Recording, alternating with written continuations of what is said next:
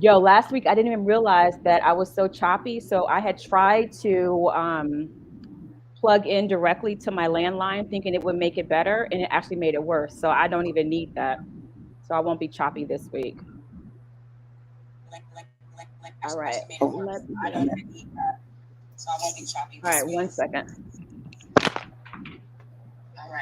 Let me. All right. 1 second.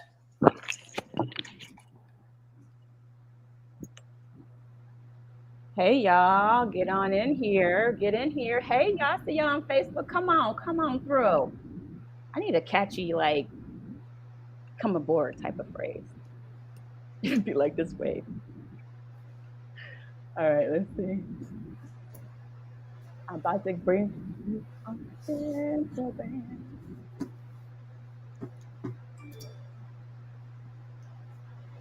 Hey Instagram. Hey, oh Facebook. Y'all don't even see me. You know why? Because I gotta make it live.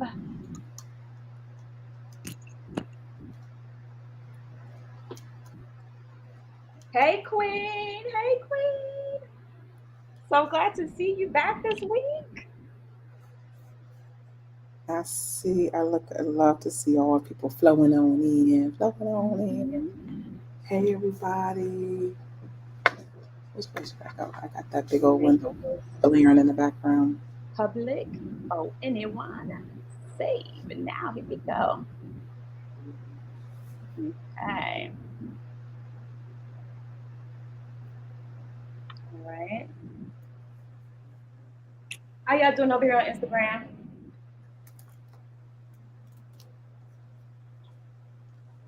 Hey, hey. Thanks for coming on in. I was trying to catch one more thing. I forgot to. I'm trying to figure out how to get these comments to show up bigger on my screen so I can read them. Oh, the comments. All right, positive images, no complaints. Me neither, no complaints. Just happy to be here. Hey, Dr. Brenda. So good to see everybody today. I'm trying to get. Okay, YouTube, I see y'all. Okay, hey, Miss Glenda. Hey, Jamaican Sue, I see you. Oh, shoot. Okay. Hey, Sora Angie. We got your sister being our special guest today. I'm so excited about this space that we are hosting. What's up, Brittany Record Shop? Brittany Record Shop, how you doing? Martin. Hey, everybody. So good, so good. Let me switch this around and then switch it back. See what Oh, happened. that's you, Marlon. Positive Images 360. Oh, I get it now. I get it. It all makes sense. Thank you, Philly Noir.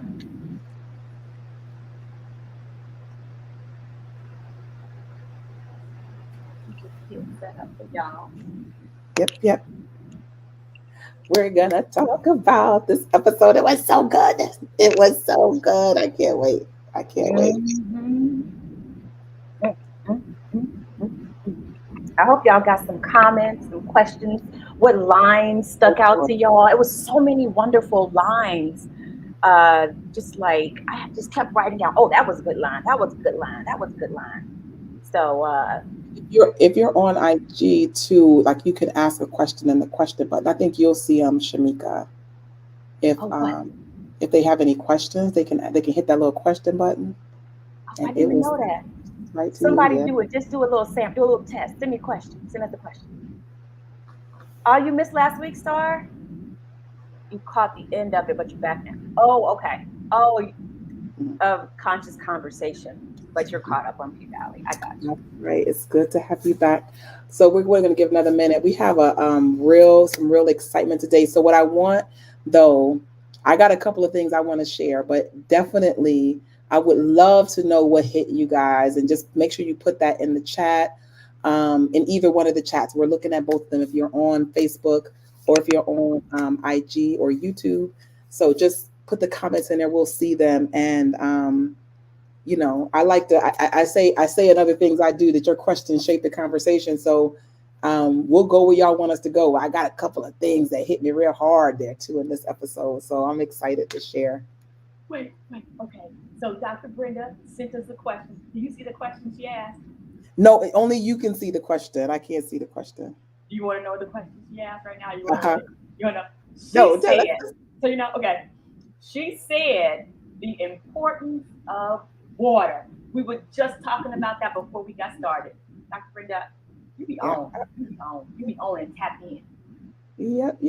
That was I totally saw some water stuff happening. So listen, I don't know if I caught it all because I had to go back and there are two different motifs I saw in the story this week, and I had to go back and look at them again. Like so I didn't get through the whole episode a second time, but I just caught some energy there. So I can't wait to hear what you all think about it. Yeah, I see Brittany's Workshop fill me up. Yeah, it was a lot going on in that scene. Yes. Lil Murder exploring the fullness of his sexuality and masculinity was intriguing. Yes, agreed.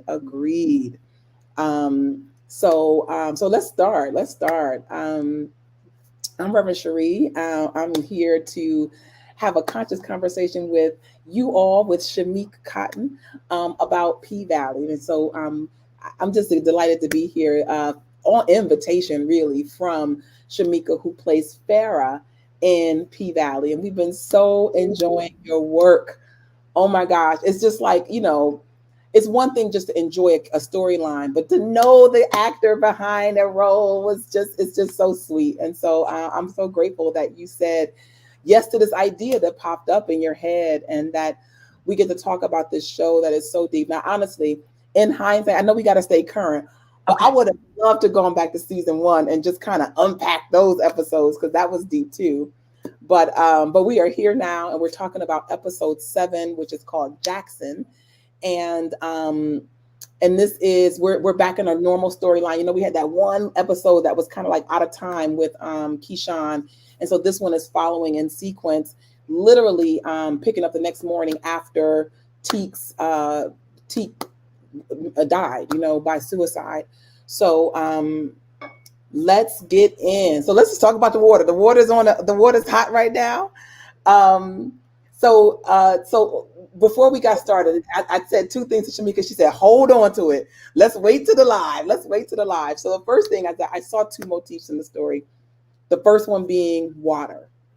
So I'm interested to hear what you all think about the water. Brittany said, "I thought the water thing was analogous to Little Murder's gender fluidity. Plus, he was the water bearer for Ernestine." Interesting. Um, hmm. So that's so smart. Wow, water bearer. Yeah, that's Hmm. deep. That's deep. Anybody else? Did you see anything related to the water in it? Um, so if the and I'll just talk, and now I'm looking at your comments. So one of the things I saw with water was that in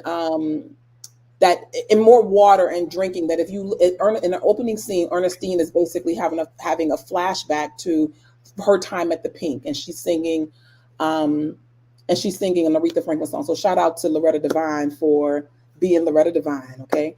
Hmm. um and so she's singing the song, and we're seeing the shift that happened in the Pink. And when she sees her daughter, she's holding a drink, like, "Come have a drink with me, come have a drink with me." So there's this idea of liquid, of water, that comes up. And then at the end of when she is ready when she's ready to meet with her daughter, she wants to go to the river. Her daughter is calling her to the river. And there's a and so this idea about it, there's when she's with Lil Murder, she talks about she wakes up from a dream and she says, "I can't drink, I can't take nothing from the dead." So it's like there's this idea of drinking, of water, that comes up as it relates to life and death. And we can talk about the living water. We can talk about water being cleansing. We can talk about water in a lot of different ways. But there was it kept coming up in the conversations in the story. That's what I'm curious if anybody else caught something else related to water. Um, Queen says that she read Little Murder was symbolic of a death doula. He witnessed Hmm. Teeks and was also there for grandmother's transition, her baptism. Yes. So when he started to pour the water over her, he said, "We got to get her to the water." And he goes and he brings the water to her. It was beautiful. That's absolutely, I like that idea of him being this soul that can help people usher into some sort of a transition, especially for someone who's resistant to his own transition. Like he's transitioning as an artist, he's transitioning as in terms of his identity, like of how he identifies himself. Yes, yes, yes. So I mean, I'm just looking at the chat really quickly. Yes, people, that is just so powerful in so many ways.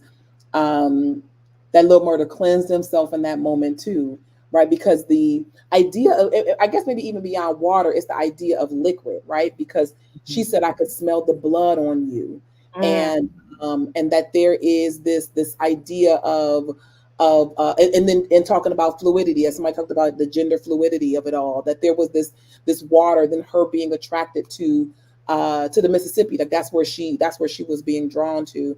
Um, but just interesting the way that water came up in the story. And I saw, like, I was just excited when I did the look back, because I caught these things and I was like, wait a minute, what do these things mean? And I don't know if I necessarily know what they mean. I just understand the idea um, of this coming up to help us understand the change. Water can transform. Water has the ability to shapeshift, and so even in Ernestine's transition, assuming she's making a transition, there's still the idea that it's not like things drained. It's just a transition. The water is taking a different shape. And so I love, like I said, I love the baptism. I love that. I love the look on her face. I love the instinct of Lil Murder to go and to know that she needed that in that moment was just power, power, power. What did you think? Did you catch any water motifs in there? Did water come out to you? I that didn't stick out to me until you said it. I didn't even think about the motifs. I think I was just so caught up in the mesmerizing and spellbinding opening sequence of Loretta in the club. Like I was just so stuck on that. But yeah, I didn't catch that. Brittany's talking about little murder when he said, "Fill me up." He got filled. Talking about liquid. Glenda says the cooling of her fever when he brings and he's rubbing the cool towel on her face. It's just interesting. And she says also being said in Mississippi that can represent freedom and liberation. Really, really, really, really powerful. But that scene. So let's just talk about Loretta Devine first of all. Just being able to witness her genius and her beauty. Just first, the acting is just off the chain, and then in that scene we see glamorous Loretta Devine, right?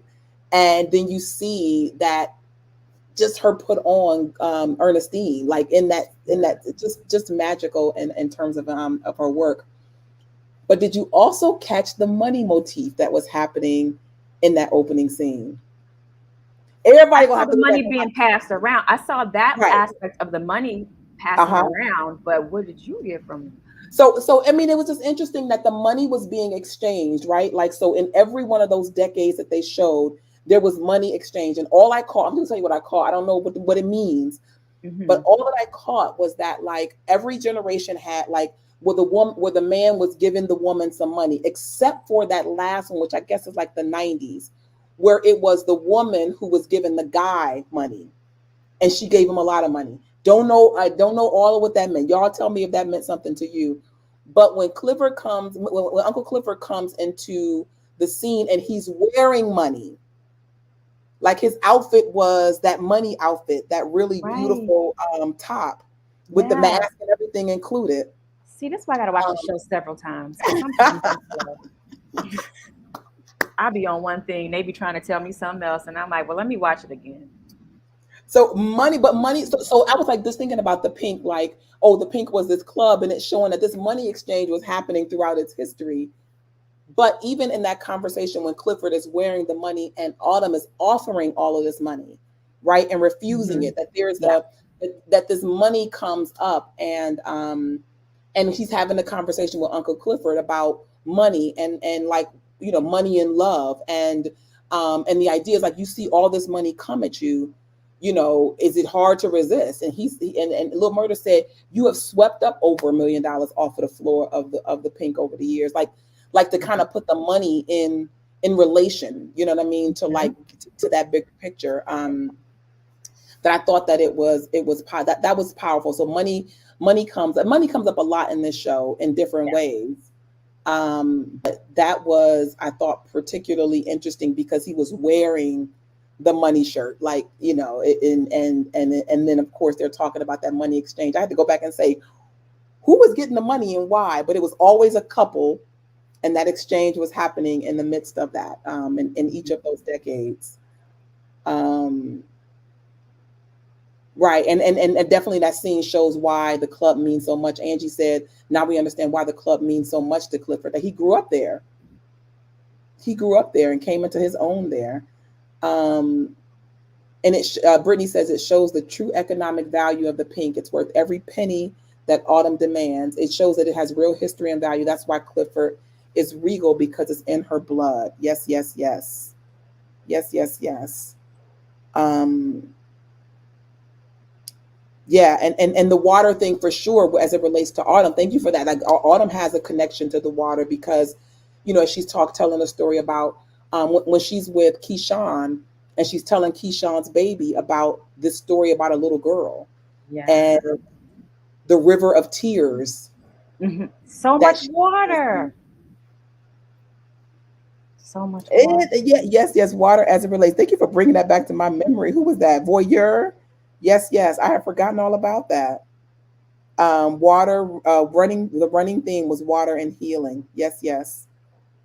Yep, yep, I agree. I agree. And that's the thing. That's what I really appreciate about this show, is that there's a lot of TNA, right? There's a lot of Hmm. nudity, there's a lot of provocative, but if you would just, like I said, if you can enjoy that, right? I'm not saying not to enjoy that, but to really just know that there's so much going on beneath the layers of it.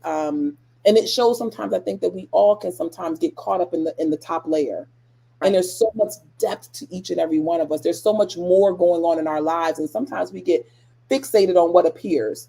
We get fixated on how somebody's showing up, when in reality, there's a whole world going on within them. And so that gives us a chance to be, I think, a little compassionate sometimes. You know, Hmm. extend a little grace to people every now and then is an idea to wrap your mind around, because you don't know what someone is going through.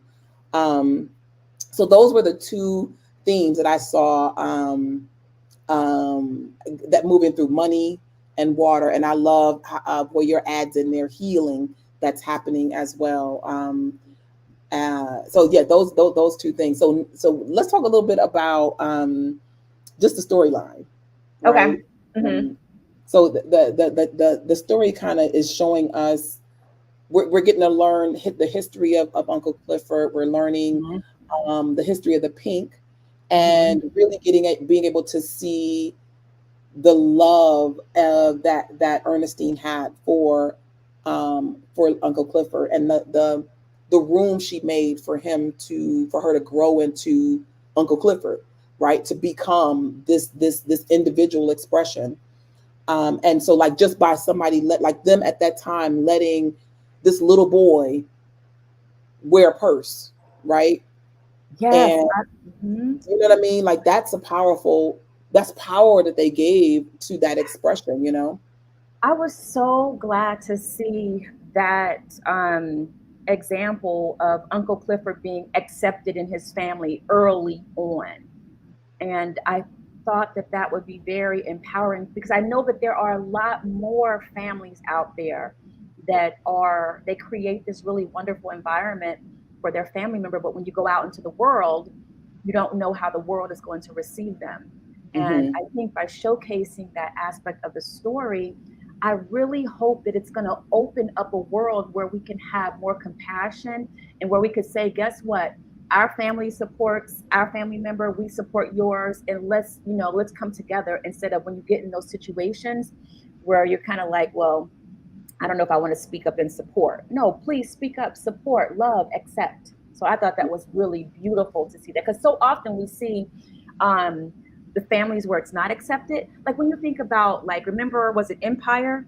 The whole idea about when the little boy came out, and that whole, just that violent way that his family reacted to it. I think they dumped him in the garbage. So this Mm-hmm. was such a wonderful example to see, this is what loving and accepting looks like. We've seen and this is not a commentary on empire. It's just showing that this is another way that the love was being shown, another family, another example of what it can look like. Right. And for all that Uncle Clifford is, she's the epitome of comfort in her own skin, right? That there is a of all the ways, like there's just a clarity in terms of self. And so that was really that I thought that was really powerful.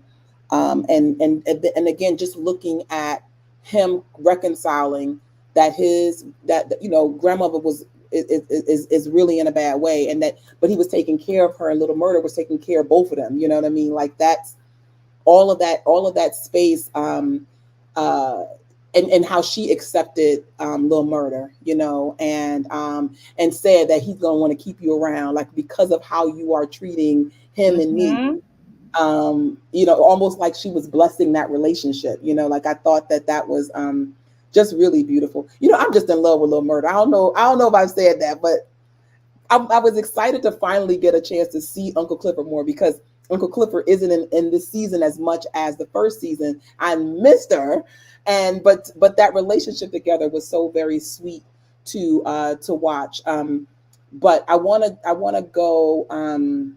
Wait a minute, I didn't. I saw some comments in there. I wanted to acknowledge. Queen, I see your comment about the water. That's coming back. I'm coming back to that comment because you are awesome for recognizing that. Um, Referee, our special guest is here. oh, So great, great, we're going to great. go ahead and bring in Dr. Tiffany because she has a lot to say about families. I can't wait to see what you add. Welcome. I'm going to add you on Instagram. So let me go grab you over here, y'all. Let me tell y'all, we got this conversation just ready to be so lit. It's so good to meet you. Okay. What is your Instagram again? Is your It's mic Dr. Tiffany, DrTyffani. on? Oh, Okay. no, it's not. All right. I have my other headphones. So, okay. So Dr. Ty. FFANI. It's in the chat too. Okay. I'm doing it on my phone, so it's different. Sasha says, Little Murder means well. That's right. He really means well. Um, so amazingly cool. So yeah, I just as we're gonna segue into a little bit of a different part of the conversation and from the show to talk about. I really want to talk about Mercedes and Terica, right, and to talk about that family dynamic and essentially I'm not going to tease it out. We're going to talk about that some more. And so while we're getting the Instagram together, I want to throw out the um, just I don't want to skip over Little Murder and Uncle Clifford too much because it was just very very very powerful. I think I There's left it live on Instagram. I'm sorry. the old there's the one scene where Oh no she no is no. when they're talking about like how do you identify yourself, like Yes who are yes you, yes what yes. are you, and Uncle Clifford said, I'm Uncle Clifford, what are you? And Lil Murda had to think about it, right? Because what he says after that is that he has been passing. Like I dated guys that could pass. Mhm. Um, wait a minute, something happened on IG. Yeah, I closed it on mistake. That's what I was trying to say. Okay. I was trying to add. Sorry, y'all. Give us 1 second. Y'all know we still learning how this works. All right. Okay. I I saw just your added you, and then let's get. I'm trying to add Dr. Tiffany. Can you see us on Instagram and ask to join? you want to go to Shamika's IG.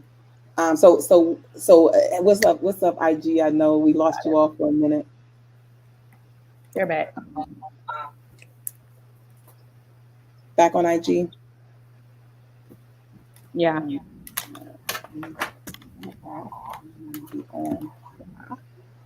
All right. All right. Back in action. Back in Lo action. siento, everyone. All right. Okay, so Oh, I think we are all set. Yes. So let's just take a quick moment. We're going to get back into the conversation, but let's just bring on Dr. Tiffany Dent. Dr. Tiff. Okay, wait. I'll wait for you. Sorry, I was all pumped up. Not ready. She almost there, y'all.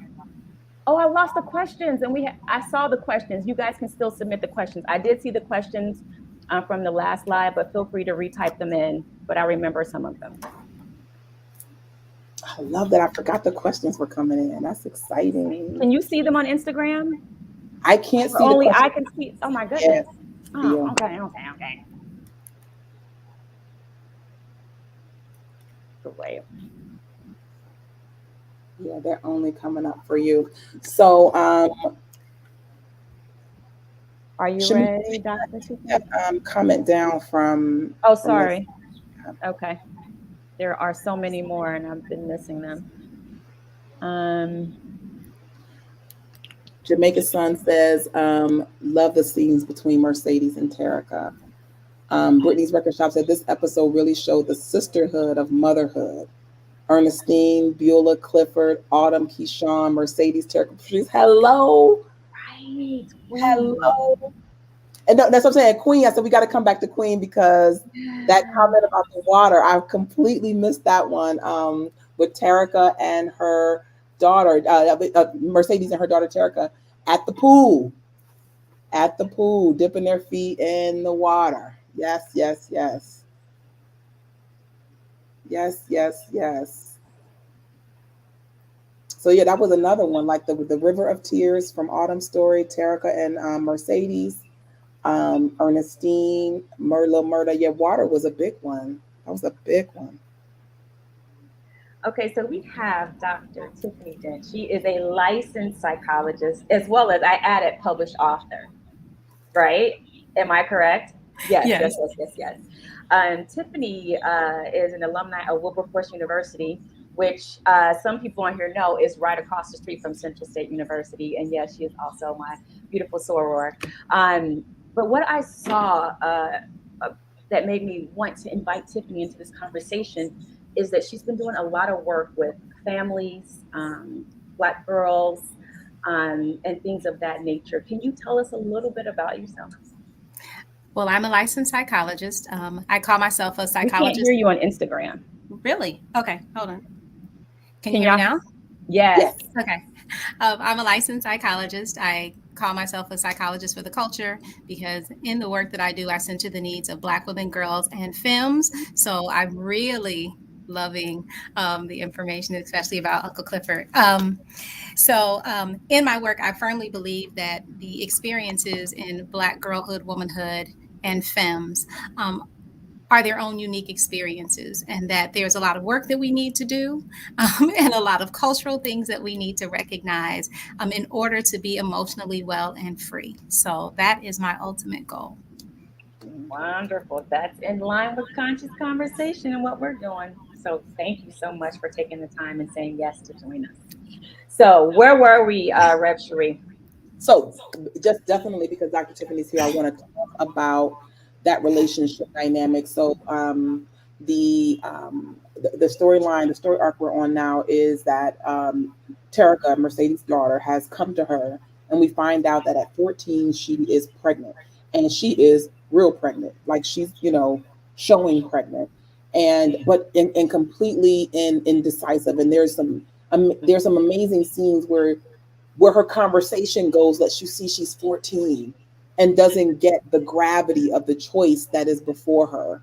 And she goes in and out of understanding what that means. The fanciful thing of he's going to get a part-time job to take care of me and the baby, and it's heart-wrenching to watch.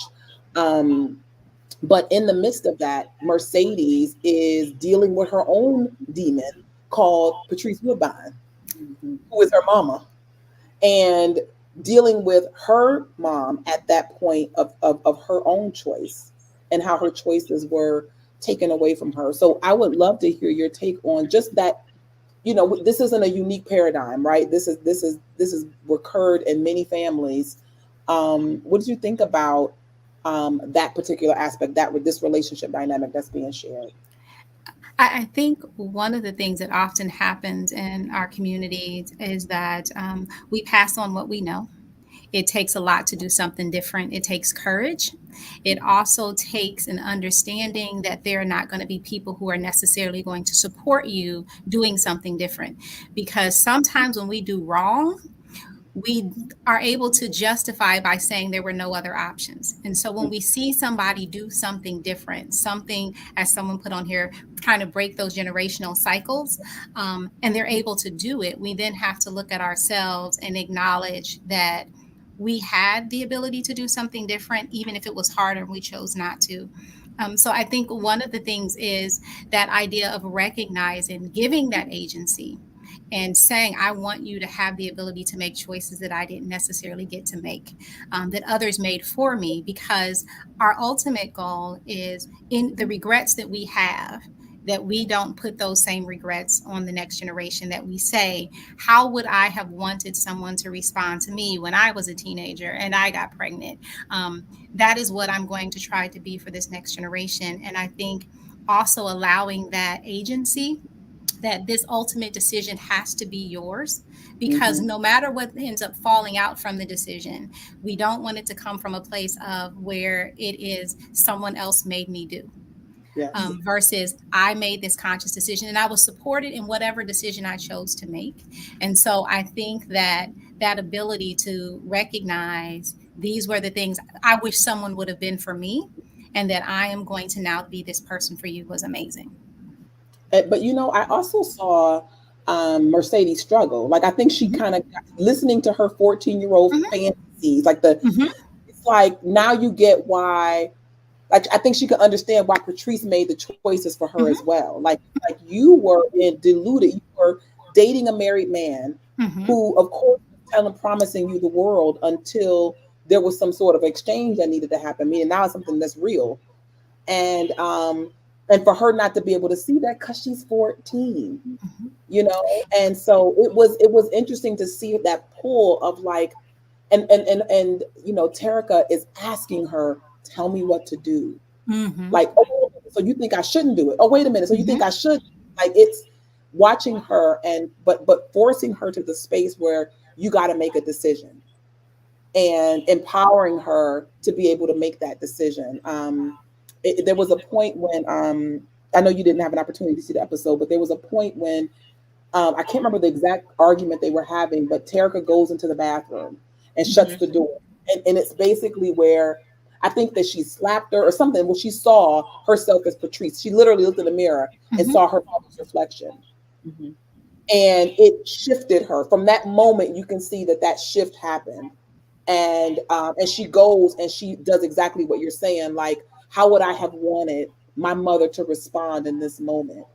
And she found that inside of herself to be able to share with her daughter. I thought it was so powerful. So that breaking of a generational cycle was powerful to see in the moment, and also from someone who is still healing from her choices. Mhm. She's still so much in pain about um, what she would say is not making the right choice and begging for this closeness, and her daughter really being kind of like making up stories. Like, right, her daughter doesn't know the facts. She didn't know all of the situations, but she's feeling neglected and abandoned, in the space of it. So it was just amazing. Like there was a point when she called her mama in the that segment, which is huge.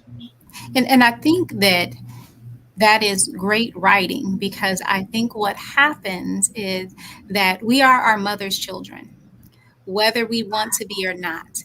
Even when there are these moments where we have resentment, where we have animosity, anger, rage, whatever those negative emotions may be, because of the experiences that we've had with our mothers, we are still our mother's children. There are pieces of that we internalize, and that the thing that needs to happen and that happened in that moment is recognizing it, that these same things that fuel this resentment and this anger in me, I'm Mhm. seeing in myself at this moment. And what am I going to do with that? Am I going to lean into that and say, well, this is how it's supposed to be, and this is just how it is, which is that continuing those generational cycles?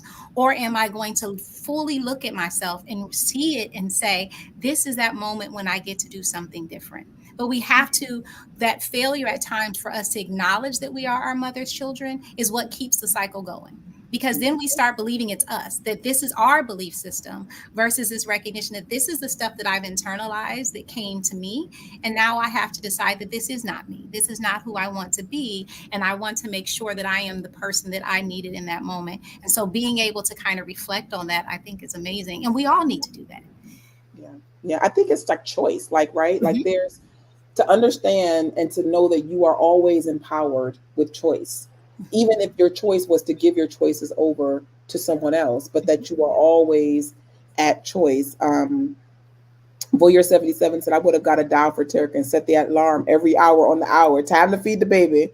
You know, it was interesting to watch her try to wake her daughter up to the realities of the moment, and at the same space where she was asleep to the reality of her moment. Mhm. And that was, like I said, that it's like what it's nothing like healing in motion, right? Like where you're Mhm. trying to be a healer, create a safe space for someone, but also be needing to heal yourself. You Mhm. know, like it was a lot happening for Mercedes in that moment, and it was almost like she had practiced her way there because maybe she wasn't the mother. There was something Maya Angelou said about her mother that I thought was so interesting.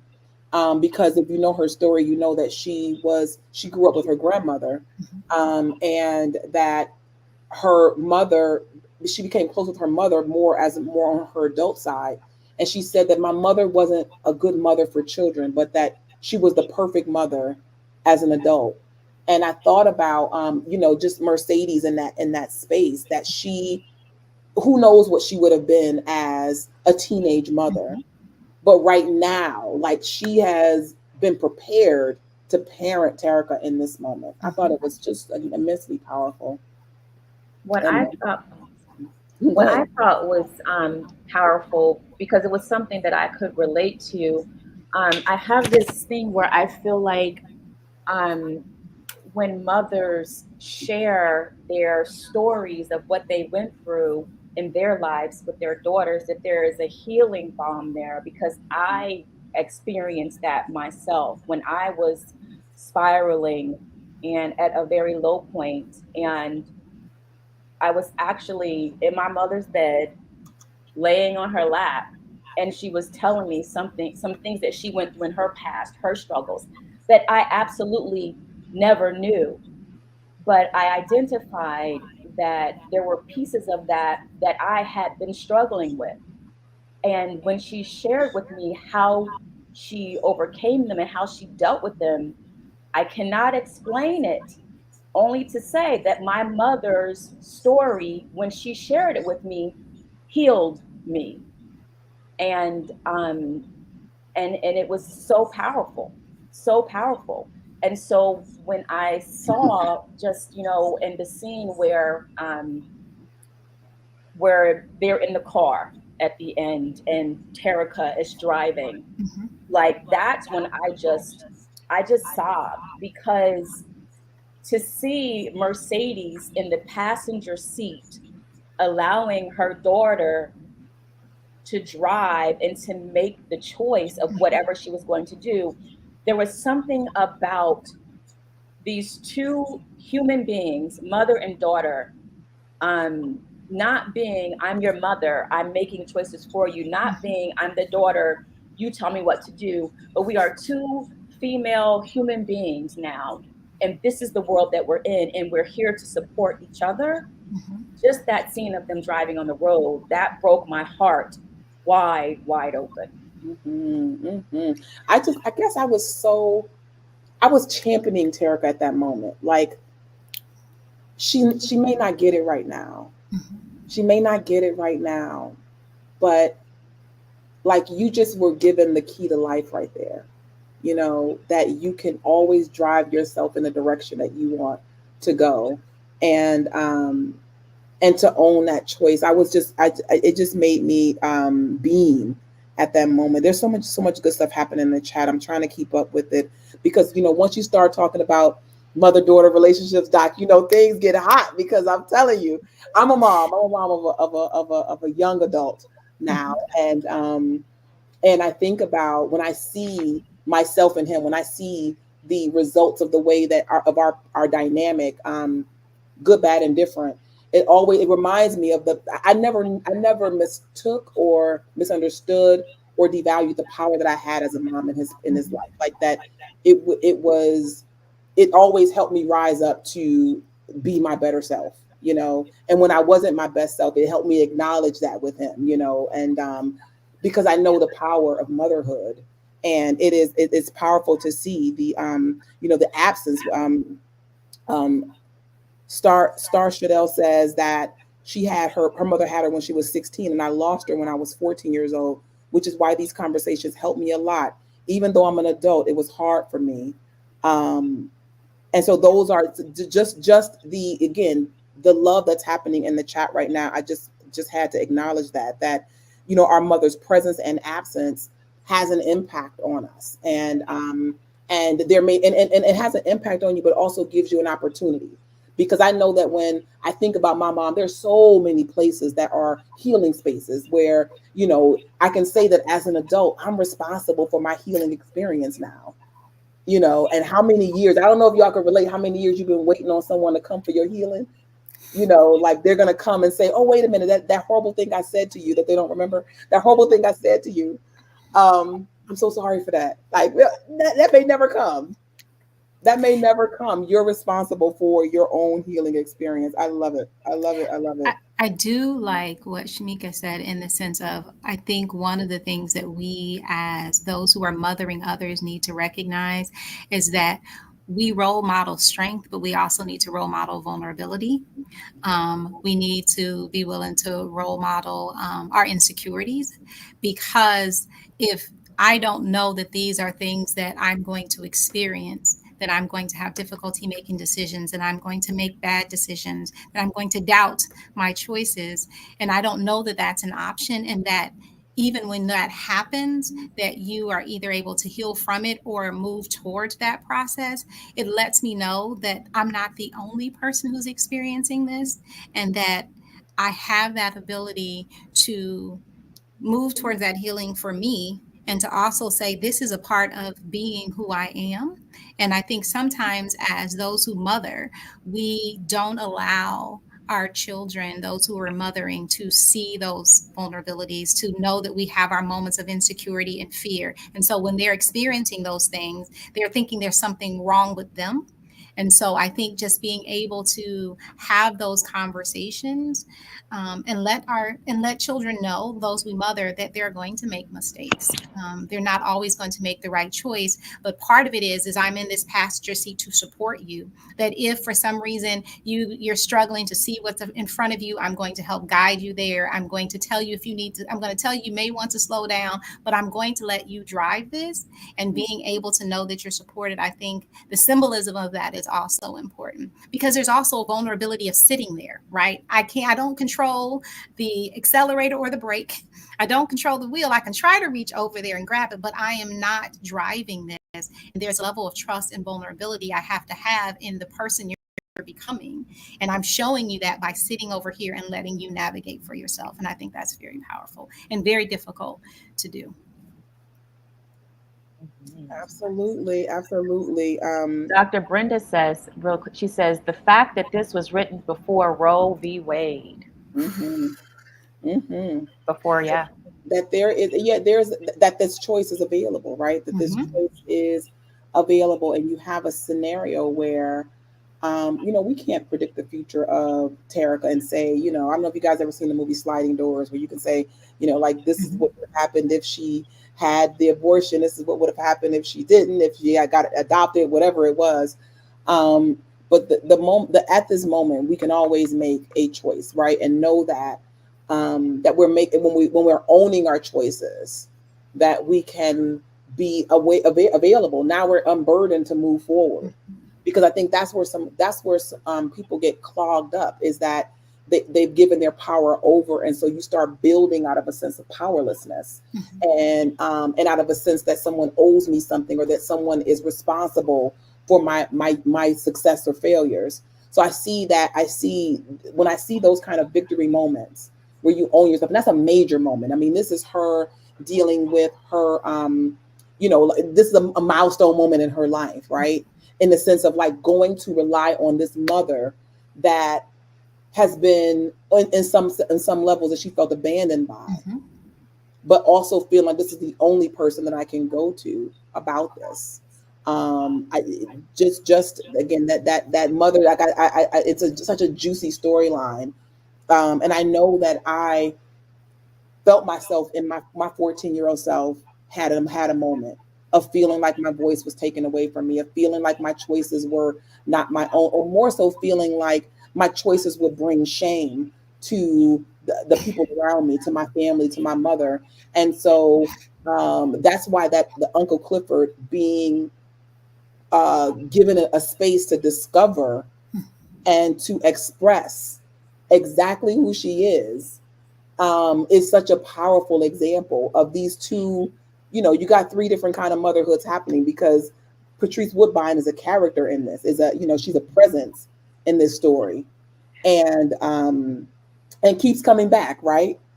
Like she was in that last scene where she said, do you think am I gonna go to hell? Yeah, there was a really powerful line when they were sitting on the couch and Patrice comes on the TV and Terica wants to get up and turn off the TV. And Mercedes says, no, she only has as much power as we give her. Mm-hmm. Mm-hmm. Yeah. Yes, Queen says it's the religious shame. Terica asking, yeah, if she'll go to hell for that decision.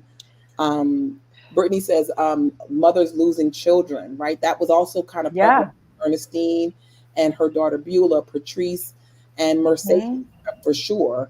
Um, just interesting themes that came up, and I know that this story wasn't written to be something for us to necessarily quote unquote intentionally heal from. It's entertainment, but don't you love entertainment that has that kind of quality? Where you I can will remember. say, I think artists, writers, everyone, at least for me, I like to think that my work brings healing in some way. So I think the writers and a large part of the people on the cast and crew and creative, their intention is absolutely to bring healing with entertainment. Hmm. Hmm. And Healingtainment. There's a word. What'd you say? Healingtainment. healingtainment. Hillertainment. Okay, I don't know. I'm done. That's it. Star Shadow said the show opened up wounds in me that I thought I'd healed from. P Valley has so much symbolism. Each and every week it gets intense. Yes, Mhm. agreed, agreed. Um, And I think one of the things too, whether it's healertainment or healingtainment, I think one of the things that we know is that there is oftentimes intentionality in art and messages being sent. I think even the idea of how does life look different when we affirm a child's gender expression? How does that look different for them as they get older? How does giving a child body autonomy agency and having them a part of the decision making, how does that look when you do that versus when you do not? How does it look when you look and see in yourself the things that harmed you and you see yourself being put at this crossroads of deciding whether or not I'm going to continue this or not? How can that play out? So I think, wanting to give, and yes, and I keep seeing the whole conversations about the water, and I think in that I think that there is this very intentional um, space that's happening because it would be very easy to not have this show be what it is, right? It could be this very, it could be caricaturized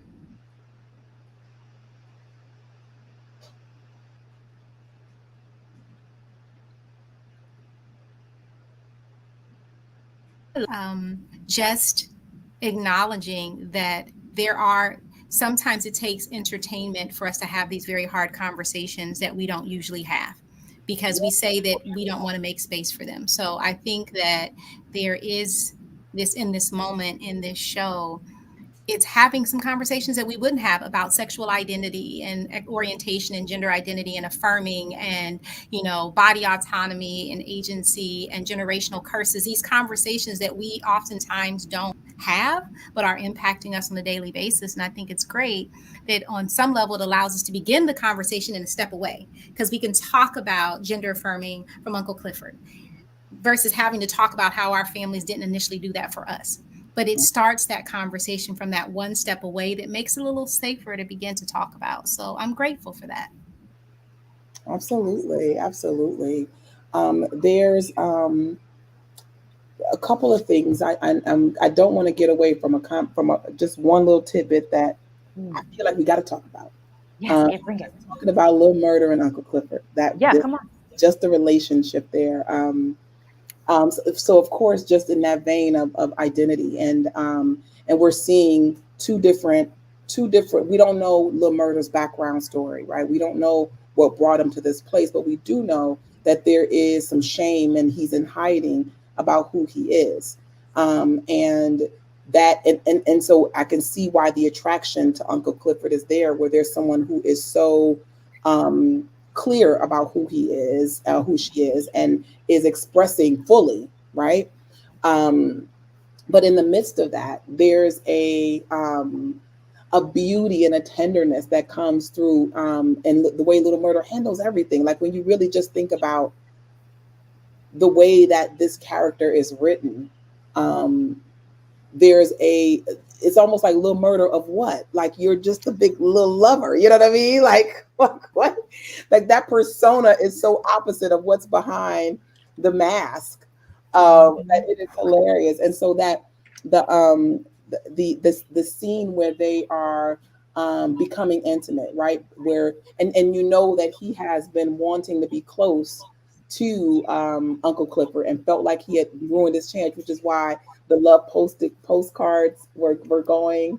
Um, and and I think he saw his window of like, man, it's not just my crisis that he opened the door for. He's been saving my cards. Um, and putting them on his window, like on his mirror, like that is, I still feel you, boo. Right? That's still I still got some love for you, boo.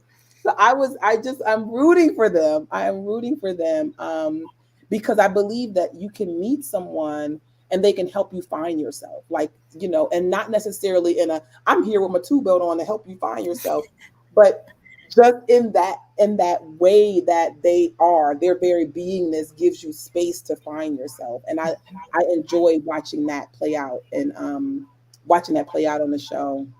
um Brittany says he looks very vulnerable and diminutive next to Uncle Clifford. He does seem smaller because he's always had all of those layers on, right? All those layers, those cloaks, and now he's just bare down to his t-shirt. He does. That's a good one, Brittany. Mhm. That's a good one. Diamonds and Pearls says we need to normalize individuals accepting themselves. hmm hmm I mean, think about that. What if we accepted ourselves, like fully, and Mm. like how would that change the way that you engage with your world if you just accepted who you are? Just it's just something like when and we admire it when we see somebody doing it. When you see somebody expressing that. I cut you off, Shamika.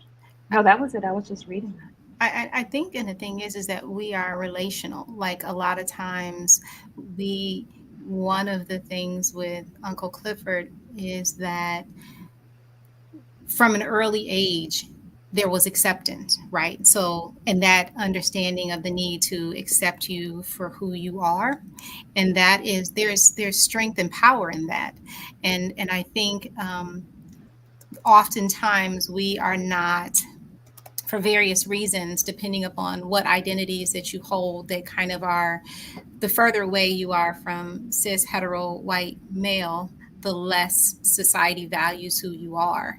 And so it takes, I think it always takes some level of support, and also seeing somebody else who kind of embodies who you are, living their best life and being confident and accepting of who they are, for you to begin to recognize that that's your affirmation, that this can be your future. This can actually, that life is possible, to look in that direction.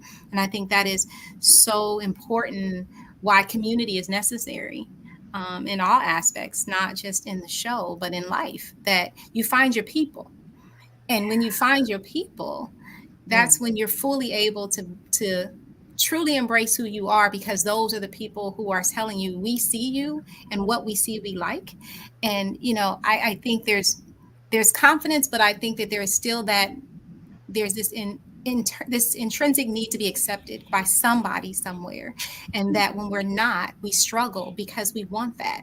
And I think and I know he was also called Little Homicide at one point or Yeah, something. little homicide. I think that when you're able to see that this is how life can be. I see someone who is comfortable in who they are, and that you're drawn to that, because we all want that for ourselves, and hopefully we all find those people.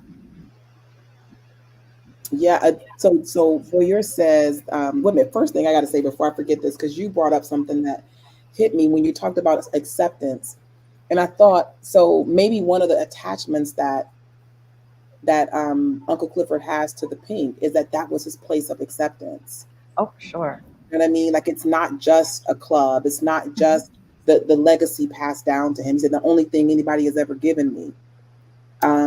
But that it's also acceptance. So what would it mean not to have the pink? You know, it's not like you said. It's not just this shack on this land, on this swampland or whatever, however you described it. But that it's more than that, and that hit me when you talked about acceptance. That I'm interested to see if I don't know the future storyline. Are we having a season 3? Is that official yet? We It haven't heard anything yet. Please, it better be. They just saving it for the drama. Come Um, on, stars. come on, Make it happen. hello, hashtag season 3 of reality. Um, but I think that the to see if the pink is not goes away, right? If it doesn't survive this casino thing, um, how does that upset, or will it upset Uncle Clifford's sense of self, right? The safety, right? The safety of knowing I have a place. Like he went in there when he was swinging around the pole, and he was like, I grew up here. This is where I came. My stories are woven in here. It's interesting. So that acceptance and that location popped into my head when you as you were talking, Dr. Tiffany, and I think that it is, you know, that place, that ability to accept yourself. I know that I question a lot of that because when I'm feeling myself rejecting other people, I know that I'm rejecting myself in some way. Right? I know that. So it's like, why are you rejecting this? What's going on in you that you have to outwardly reject somebody else? Like, what in them are you rejecting in yourself? And it is, it's a deep way to live to recognize that in yourself. But I can do hard things. I know y'all can do hard things too. If you didn't know you could do hard things. She said we're expecting 10 seasons. Come on, Queen. She said we're expecting 10 seasons at least of the Pank. Yes, we gotta know. I gotta see Mercedes' children and the effect that their childhood has on them. Um, Not Mercedes. I'm talking about Keyshawn. Terica, Keyshawn's children. Well, while we're talking about Keyshawn, you want to go there? Let's go with Keyshawn just for a few minutes. I know we're at the bottom of the hour. Yeah. Uh-huh. Okay. That moment, Autumn. So Autumn's not my favorite. I said that. Now she tried. How was this week? This week, She right? Come on. redeemed Give herself us a little love. bit this week. She redeemed herself this week because for two things. One, I think that we see again. She brought her daughter in. Thank you all last week for bringing her daughter back in the conversation because I don't like her, but I do recognize what she's trying to redeem in herself and essentially like make something out of a tragedy, right? Like this money is gonna make a difference. It's gonna make it like in some ways like again a redemption. But her coming to everybody's trying to come to Keyshawn's rescue. Yeah. But she didn't come and say, let's drive away, get your kids, let's run away from this place. She got to choose it. This episode is about choice. Yes. Yeah. So it was like respect to Autumn because she's like, I can't drive. Like, I'm not going to come and say, I got the getaway car. Because she could have said that. Grab your kids and bring them into the bedroom. And we can get out of here. We can get out of here. But she got to her and gave her that, like looking at her face, like, here's you go. So I don't know what the cell phone is going to do for her. I'm curious to see. At the end of the episode, she gives her a cell phone. after that visit. But she tells her this story. She tells her story um, in terms of like how she waited too late to leave that situation, and her daughter died as a result of her waiting too late.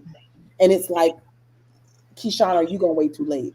Are you going to wait till it's too late so he's hurting your children and your children, and you escape too late and your babies don't make it? Question. Powerful. So, okay, I'm thinking about this now. So, if we reflect back to episode one of season one, so are we saying that that whole first episode of Autumn and the water and pulling her things out of the water and the child dying, was that all a symbol and not really a flood? Like I assumed it was a reference to Katrina, but now Me that you just too. said that, maybe that was just, the analogy. I Because don't it could know. all That's make sense now. It could all make sense.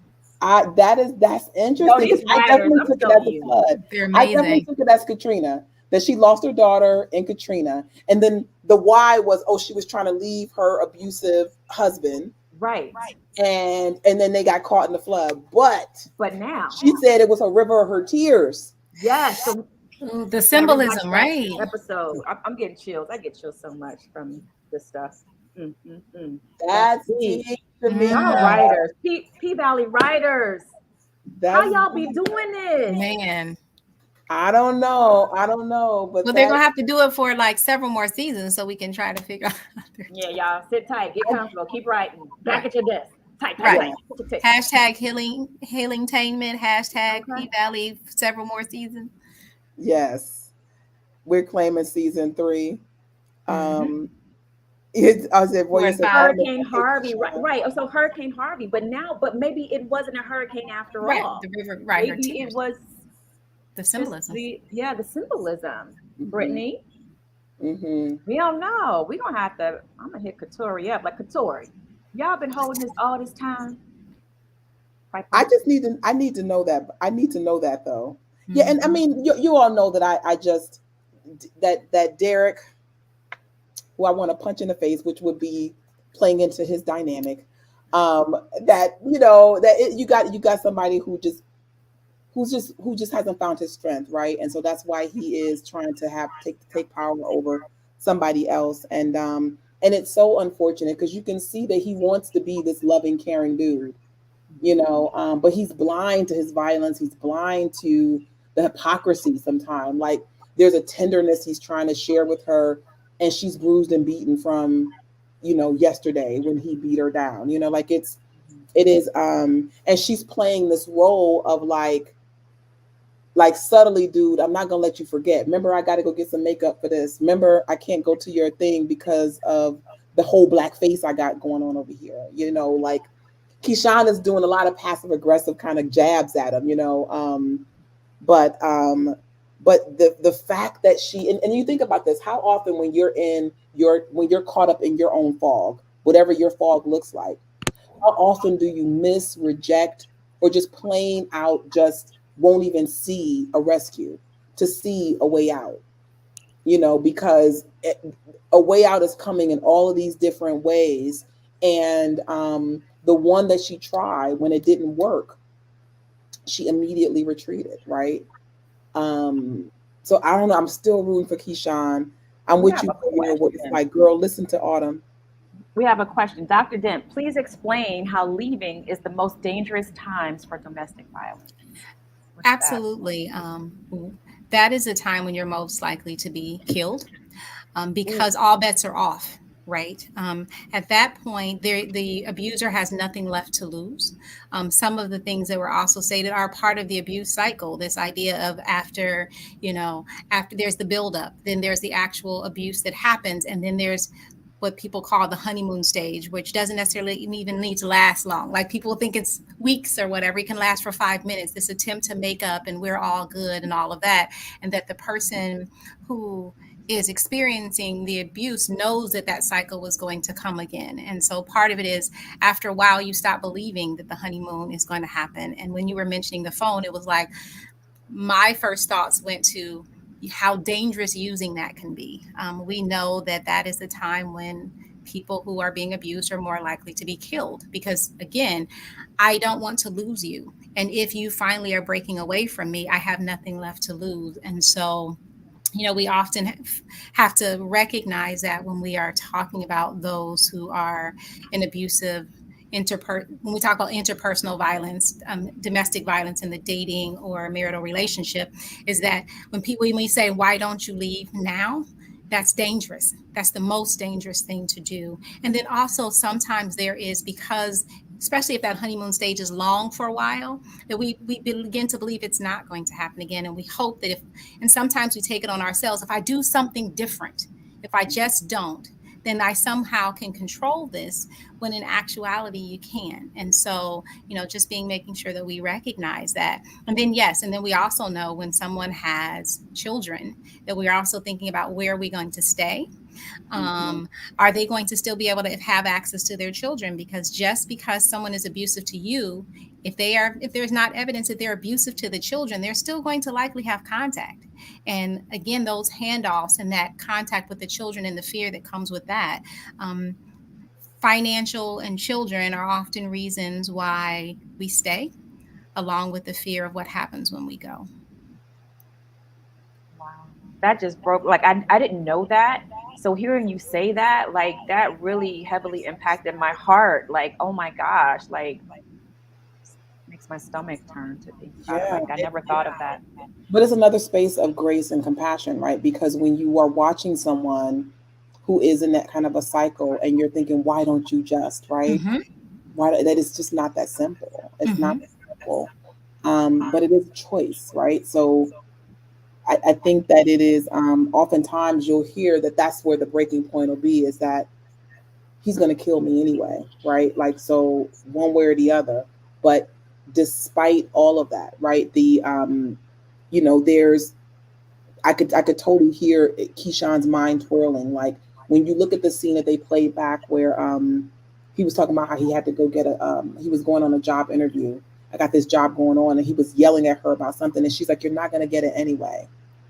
Right? That these bursts of emotion from her that elicit a violent response, like they're caught in this cycle together. And like I said, there are only these opportunities these choices are being put in front of her to make a new choice, to leave that relationship. But I hear you on the why would you stay? And I think sometimes we think that we have more control over a situation than we do. Is Mhm. that sometimes the start is, I if I just do things in a certain way, I can keep this from happening. But that's not how interpersonal violence relationships work. There's going to, no matter if you line everything up in a row perfectly and they're facing forward, suddenly the rules change. And sometimes, unfortunately, when we've been in toxic, dysfunctional relationships for so long, sometimes part of it is that I'm going to at least control now when the abuse is going to happen. So I'm going to snap off right now. And Mhm. if I do it right now, I can prepare myself for what's coming, because sometimes the not knowing, the lack of predictability, and it can also be even more cause more fear, because Mhm. I did everything right and I still got smacked. So this time, you know what I'm going to say? I'm going to pop off on you. And at least I know it's coming. And so in some level, I'm feeling I'm gaining some level of control in the situation, which is, again, not healthy, very toxic. And sometimes that even makes it more difficult to go. Yeah, it's just illogical. Like I think that sometimes I know that I can look at it's okay. So it's easy to look at this on TV, right, and say, okay, this character, she's just stupid. She's not paying. Like like it's illogical to stay in this relationship. You don't have to. Blah blah blah blah blah. But you're not dealing with logic at this point. Mm-hmm. You're not. She's in high trauma Mm-hmm. and crises, and it is and has been this has been sustaining itself Mm-hmm. for what we say 5 years, 6 years. I'm not sure how old the littlest one is. Um, And I think it's one of those things, because it doesn't start out this way. And I always say, when we talk about stuff being toxic, we oftentimes talk about that in small doses, it's not going to kill you. And in small doses, you may not even be able to recognize the effects. And so your tolerance for things, your emotional tolerance for things go higher.